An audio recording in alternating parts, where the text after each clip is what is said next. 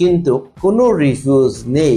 যদিও ইন্টারভিউ দিতে হচ্ছে আপনাকে, ইন্টারভিউ দিতে হচ্ছে ইংরেজিতে কথা বলে, মানে প্রশ্ন করবে ইংরেজিতে, উত্তরও দিতে হবে ইংরেজিতে। জাস্ট সিম্পল প্রশ্ন, hi hello, what's your name, your passport number, your country name, your company name, your post, your salary. Just এই সামান্য ছোট ছোট প্রশ্ন।